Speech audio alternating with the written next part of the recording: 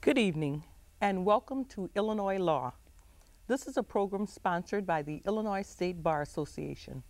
My name is Gilda Hudson Winfield and I'll be your moderator this evening. We've assembled a panel of experts to discuss the topic of identity theft. Our first panelist is Eric Salcedo. Eric serves as the Community Outreach Coordinator for the Attorney General Lisa Madigan. He regularly gives presentations on topics such as consumer fraud, identity theft, internet safety, and cyberbullying. Our second panelist is Katie Walsh. Katie is Director of Senior Services at the Cook County Sheriff's Office. Ms. Walsh is a civilian employee who coordinates community policing programs for senior citizens. She also is an active member of the Cook County Suburban Elder Justice Coalition, which advocates for a coordinated response to elder abuse between law enforcement and elder abuse provider agencies. Our third panelist is Sergeant Jim Henley. Sergeant Jim Henley is a Cook County Sheriff's Police and works with the Financial Crimes Unit. Sergeant Henley has been with the department for 25 years and has been in patrol, investigation, and various federal task force. Jim's area of expertise has been related to money laundering, financial crimes, and senior financial exploitations. Jim is a speaker on these subjects. Welcome. Thank you. Thank you. Let's talk a little bit about identity theft. Apparently that's a growing business nowadays. And what exactly is identity theft? Well, identity theft is when someone uses your personal financial information to obtain credit, obtain bank accounts, or otherwise deny you of the use of your financial identity. And it can be done in various forms, but essentially that's what it is. Let's talk about some of the types of identity theft. Banking, medical, corporate identity theft. Let's take them one at a time. What happens in banking identity theft? Well, banking identity theft is, you've probably seen that commercial where, someone, it's like Katie's voice, face, but like my voice coming out, talking about all the cool things I was able to buy. So it could either be where they hijack an existing account, your existing bank account, or where they open up new accounts under your name through the bank or credit card. So usually with banking identity theft, they, find out what your account number is, find out what your PIN is, whether you divulged it by, answering an email online, or someone, grabbed your wallet and you had your PIN written in your purse, and they steal your money that way. What about medical identity theft? How does that operate? Because of the downturn in the economy now, a lot of people have lost medical insurance. And if they go to hospitals now, hospitals want to be paid, just like any other business would want to be paid. So people go in and they use your identity when they check into the hospital for procedures. Your social security number, your name, your address, everything else. The hospital provides the services. Sometimes it could range anywhere from $100,000 to $500,000 for treatments and everything else. And then you get the bill. And then there's corporate identity theft. Corporate identity theft is a brand new trend right now, which I'll speak a little bit about and Eric can talk about too. But basically companies now that have their corporate banking accounts hijacked, they have their corporate credit cards hijacked by identity thieves. And there's also a crime wave where the thieves are trying to get into the corporations to get their lists of all their employees. And so basically that's where money's at in corporations. So and what actually happens? They actually take the credit card of the corporation and go and perhaps buy different items? Or? They might not actually have possession of the corporate card. They may just get the number, clone it onto another credit card and go out, or they could just use it over the phone and order stuff delivered to various locations. Order 60 TVs because all of a sudden it's, say, a company like Sears calling and we want 60 TVs delivered over here for something that we're doing. Sears has no knowledge about it, and next thing you know, the 60 TVs are delivered. So, yeah. How prevalent is identity theft? Katie, is it? Well, for the seniors, I know the one thing that I notice over and over when I'm working with the seniors on the academy or at the senior fairs, they'll say, well, I don't have to worry about identity theft, and I have such good credit, and I would never need to get a free credit report or do anything about it. But we always just quickly try to come back and say, well, then that is the exact reason why you would be the prime target with your good credit, and then someone who doesn't keep track of that on a regular basis, reviewing credit reports annually, making sure that accounts that you opened are showing that everything is fine and as you've paid your bills, and that there's nothing else open in your name, loans taken out. And it's hard for them to imagine that it can actually happen, and they really just think it isn't important enough to for them to be worried about. But that is why sometimes seniors are a prime target for it. Good credit, and they may not be keeping up to date on that credit report. But if you think about it, if I may, one of the other points about identity theft is it affects everybody. You may have your credit card stolen, but businesses are in business to make money. They're not in business to lose money. So with the onslaught of all this identity theft occurring, what happens is you have businesses are going to raise rates. Credit card companies are going to increase, the finance rates. Somebody has to pay for it down the road. There's no such thing. This is not a victimless crime. So it has to be paid for. So it affects everybody.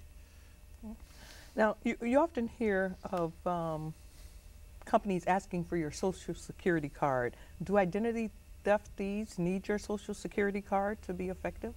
Not anymore. Well, not anymore. What happens? It used to be the big thing was everybody was worried about their Social Security cards, but you have Facebook, you have all these online searches that you can do now.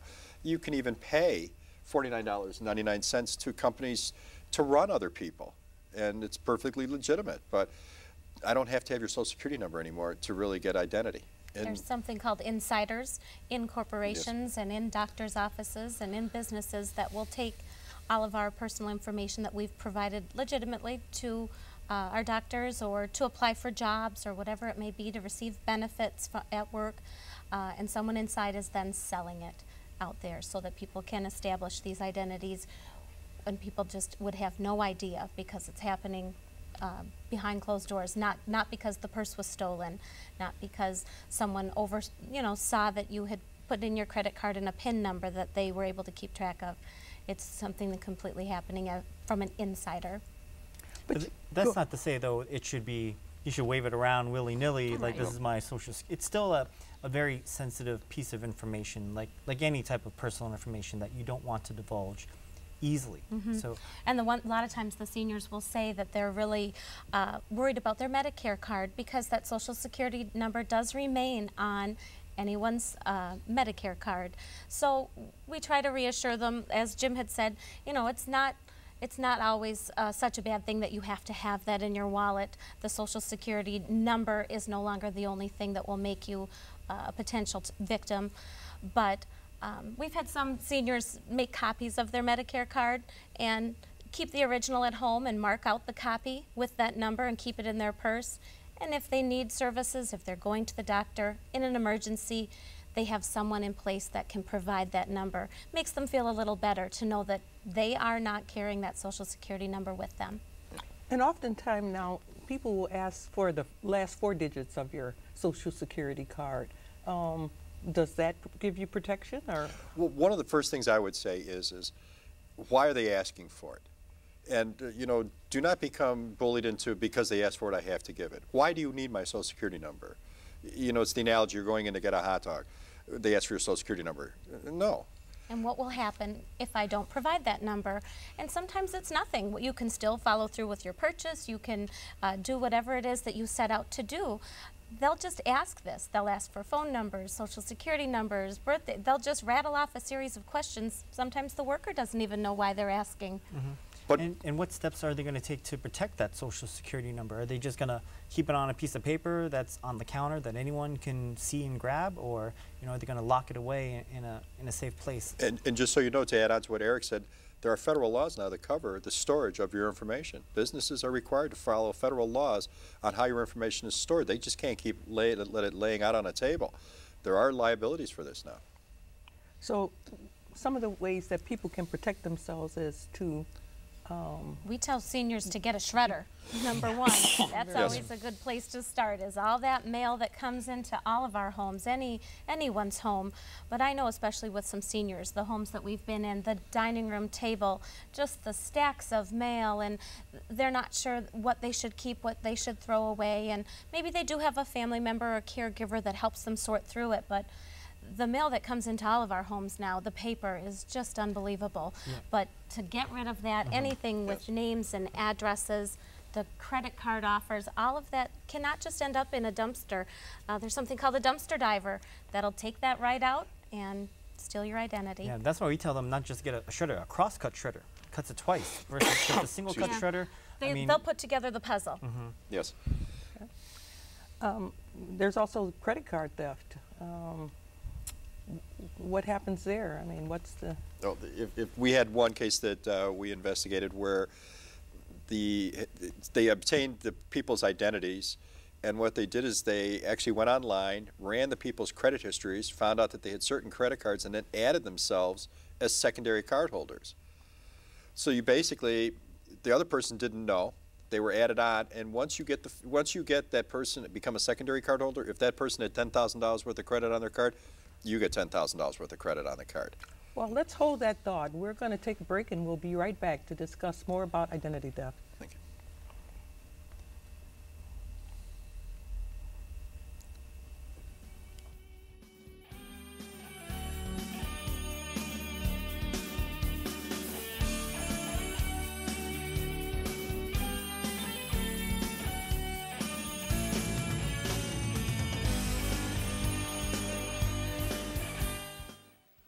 Bye, Tyler. Dear, it's time for serious talk Oh?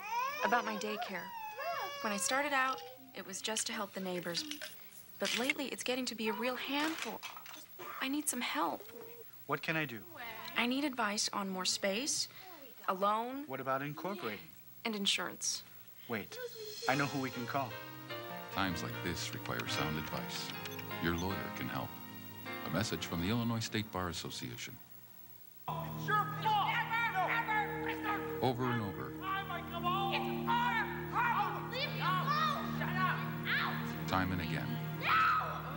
Drive me nuts! Shut up! You're the dumbest... generation after generation. I hate you! I hate you too! Isn't it time we stop the cycle? Now. I hate you! I hate you! Stop adult violence. Teach kids peace. A message from the Illinois State Bar Association.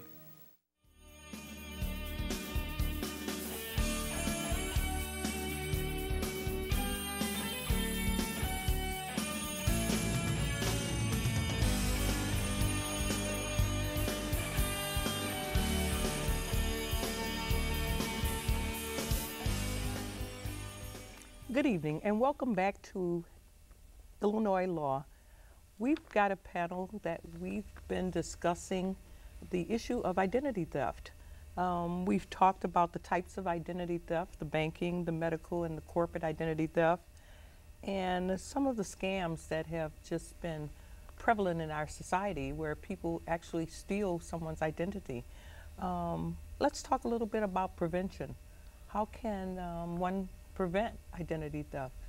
Well, part of the process of identity theft is I have to have it now. That's one of the reasons identity theft is so high. You know, everybody wants their 60-inch TV today. They don't want to stand in line. But if you just step back, take a breath, and look at how am I protecting myself? Am I shredding documents before they go out? You know, am I watching my credit history? And I think, you know, Eric can talk about the credit history aspect of it. But it's just simple, pay attention. You know, just look at your mail. As we talked about earlier, if your mail hasn't shown up for 2 days, maybe it's time to go check with the post office to see where your mail is at, because I think everybody gets mail at least once a day. You know, at least once every day. So. Yeah, and really, the credit report is your first line of defense to finding out. How important is it? You hear people say, you know, there's such a thing as a free credit report. How important is it to get your credit report, and how often? That's a great question. I think, well, we like to tell people there's annualcreditreport.com. That's the one where you can actually get a free credit report. The other ones, they say they're free, but You have Yeah, to you have to be subscribe. very careful and- if you're going online and you're typing in that annualcreditreport.com. Even if you leave out a letter or two within that, the identity thieves and people that are trying to maybe sell something that's fraudulent, they're taking those websites that are very close to that. So you do have to be careful. But everyone is allowed to view each credit reporting agency's credit report on the individual once every 12 months. And I know the Attorney General's office says to even stagger them. Yeah, so we say like the first time you do it, right? You get it from TransUnion, Experian, and Equifax, right? That way you get a snapshot of what your credit report looks like. Now you're not going to get your credit score. That's something different. You have to pay for that. This is your credit report, and it will tell you all your financial transactions or accounts that you've had in the last 10 years or so. And the key thing is to make sure that the accounts that you know are open, and the ones that you know are closed. Now, if you have a very popular name, it might be a little tricky because sometimes your other people's information bleeds onto yours. But the key thing is that first year, get all three at once. Then year 2 rolls around, we say stagger it. So that way, first 4 months Experian, middle 4 months Equifax, last 4 months TransUnion. That way you have a rolling monitoring of your credit report. And that's the biggest thing is you actually see the credit report, you can actually look at it, and if all of a sudden it says that you've opened up a JCPenney account and you never have, that's really the time to start working it. Now we've got an issue with identity theft. But you have to really stay on top of your credit report. It's free to do, and you can also, it's free to freeze your credit as well. And it's something that someone that wants to do the instant credit at Best Buy for the 60-inch TV might not like so much, but it's something that a consumer can do themselves. Tell me a little bit more about the freezing of the credit. Well, what you can do is put this freeze on. It can be, I believe, temporary or permanent. And at that point, anyone that would be looking to offer you a credit line would have to confirm your identity as the person that is applying for that card or for that loan. So they would have to call you. We do tell people to make sure that maybe they've put their cell phone number so that they can be reached on their cell phone. It's a little quicker than as someone is trying to issue a line of credit, that they're going to reach out to you and confirm that it is you at Best Buy trying to get that line of credit for $5,000. And if it's not you, it will be stopped. Or if they're unable to confirm, they will not issue that credit at that time. But there's a lot of services out there that want to sell you the idea of protecting your identity. But a consumer can do it free. They can take care of it themselves. They don't need to be paying for all of the plans out there through their credit cards and the protection plans that will save your identity. You can do it yourself with a little bit of effort. Yeah, we talked about hot dogs earlier. It's like hamburgers. You could go to the fancy restaurant and pay $20 for a hamburger, or you could go, and get a 99-cent hamburger. But part of this fraud lock thing, the best thing about it is that if you know you're going out to buy a car and you know that you're going to be financing, you can actually call ahead, have your fraud lock taken off for that period of time, notify them that I'm going to ABC Car Company to get a car loan, and they'll never show up. But once you're done with that car loan, then you call them back up and you're put back onto the fraud lock. And it might seem like a little bit of effort or something that maybe you don't want to have to deal with, but if you talk to anyone who's been a victim of identity theft and the hours and the money and everything that they have had to invest to clear their good name, they'll say it's worth it. Go ahead and have that little inconvenience of a few hours or a few days to get what you want, rather than going through clearing your name for years. And if I may, I think everybody here would agree, this is the only crime where you are considered guilty until you prove yourself innocent. Because as far as the credit lending institutions are concerned, you are the one who committed this. Sure. So, yes, the little extra effort that you pay, that you do up front can mean a lot later on down the road. Yeah, we like to say like the ounce of prevention saves a ton of heartache, because if you have been a victim or if you know someone that's been a victim of identity theft, it is no laughing matter. Yes. Is identity theft more prevalent by people online? I mean, with the advent of everybody being on the web, is that? Not from what we've found. We've found that actually the majority of the online businesses are very good about their security protocols. The HTTPS security plus the gold lock in the corner. And most of the time when you're doing something like, say you're doing online banking and online bill paying, you're the one initiating going to the bank's website. You're the one setting up the account. It's not vice versa. So, but to talk about another thing that we had talked about earlier in another segment, some of these problems are with Facebook. If you're online at Facebook, you're giving away information about your identity. And that doesn't take much to work back from that to actually put your financial identity together. And we talked about earlier dumpster diving or pickpockets.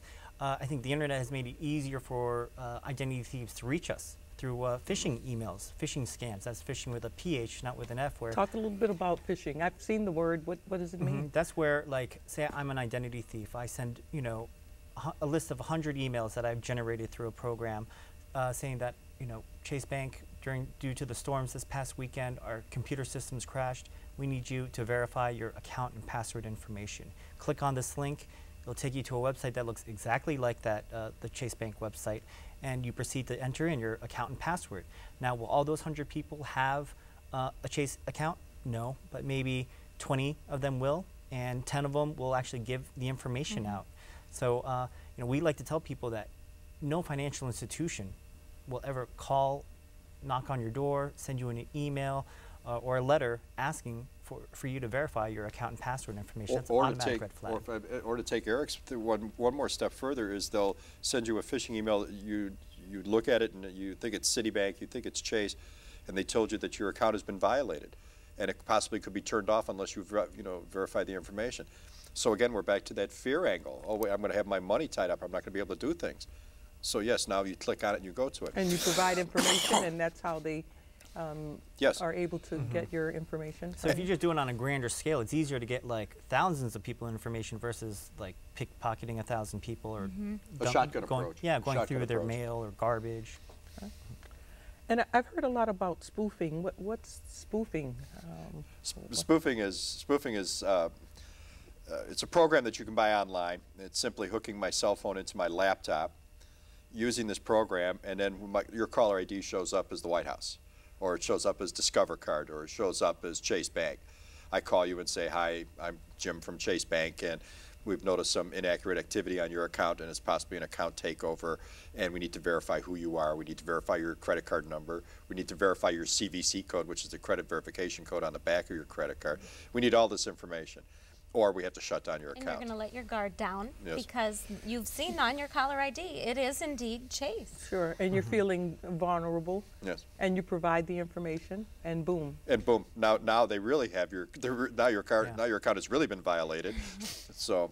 And seniors are particularly vulnerable to the spoofing scam because oftentimes they'll pretend that they're from Medicare, so they're contacting you saying, oh, you're going to fall into the donut hole if you don't, re-enroll into the program. I need your social security number. And again, no one's ever going to contact you, ask you for that information, let alone, the federal government, they know your social security number. The Medicare billing scam, where they say that you owe $3,000 or you're never going to be able to use Medicare again. And they ask for certain information. They ask for certain information, or they ask for a wire transfer, and of course it's to Canada or it's to some other place that, why would you be sending money there? But they're so fearful of losing their Medicare coverage that they have to react. What are and apparently this identity theft also happens with businesses. How can businesses protect themselves, and what typically happens? Businesses have to secure their records. You cannot just leave files laying around. You can't leave corporate records laying around. If you just simple due diligence, just lock drawers. Make sure that if there's information concerning like the employees, it's in a room that's locked and there's access control to it. For your credit cards and everything else, simply a dentist. If he doesn't pay attention to his bills, by the time he actually sees something going on, it could be anywhere from $1,000 to hundreds of thousands of dollars being bled out of his company. And that's what the problem is. Who actually looks at the invoices? Who actually looks at the bills? Apparently identity theft affects everyone, even children. Across the board. Yes. Give me a quick synopsis of how it happens with children. Newborns are usually required by hospitals to have Social Security numbers. If I'm an identity thief, I find out that child's Social Security number. I go have a fake birth certificate made. It takes my age up to 21 or 22. And then what happens is now I've created a new persona for this Social Security number. Open up minimum cards, little small store cards, and I start building a credit history. And once I really get it moving and my credit score is high enough, now I can really start moving into getting cars, getting buildings, and everything else. And while this is all happening, until that child turns 18, nobody really checks his credit history because there's no reason to, unless he starts applying for college at 17 or 18 years of age. So it becomes very important to be vigilant about your information. What are 3 tips that you'd give someone? Never give out your Social Security number. Never, ever answer anything online or on the phone. When in doubt, if a bank calls you, call them back. Your credit card company calls you, call them back. On the back of your credit card is the 1-800 number. Never give out information unless you know exactly who you're talking to. And for seniors, I would say that when people are coming into their homes and a caregiver or a cleaning person, whoever it may be, coming in to service something, don't have things lying around, your important bills or statements, anything like that. That information should be secured everywhere, even in your home. Well, we appreciate your time, and this has been wonderful. Hopefully that everyone can benefit from your information. Thank you very much for having us. Thank you.